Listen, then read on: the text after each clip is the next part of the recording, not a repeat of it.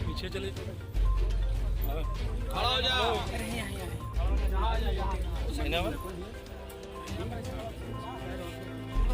एक minute sir अभी रुक जाइए। अरे आप साइड हो गए।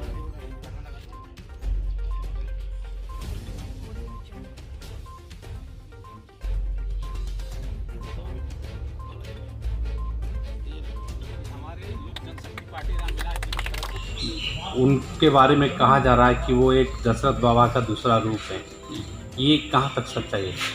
हाँ सर, हम लौंगी मांझी का जो ग्राम है कोठिलवा, लटुआ पंचायत के बांके बाजार प्रखंड में है। हम जब दिल्ली में थे तो उनका न्यूज़ पढ़े हमारा आदरणीय राष्ट्रीय अध्यक्ष चिराग पासवान जी ने कहा कि अरविंद जी, गया का मामला है, एक लौंगी मांझी जो है से 5 किलोमीटर में नहर खोदने का नहीं जा रहा है। इस व्यक्ति को आप पता कीजिए कहाँ है और जाके मिलिए और कुछ इसको प्रोत्साहन कीजिए।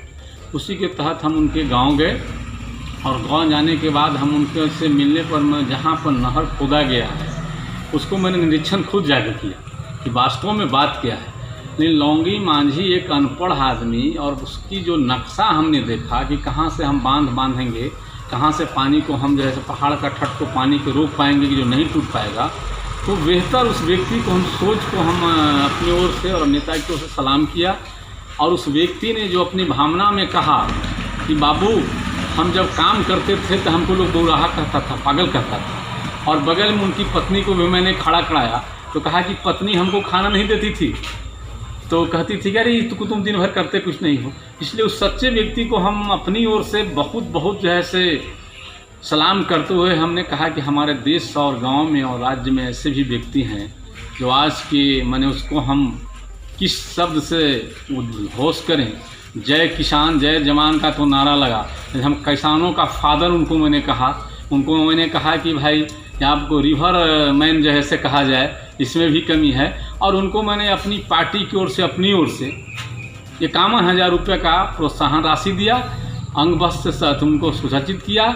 और मैंने अपने नेता आदरणीय चिराग पासवान से टेलीफोन पर बात कराई और सरकार से मैंने मांग किया कि बिहार सरकार और भारत सरकार दोनों सरकारों से उनको जाने का गांव में अभी भी कोई रास्ता नहीं है।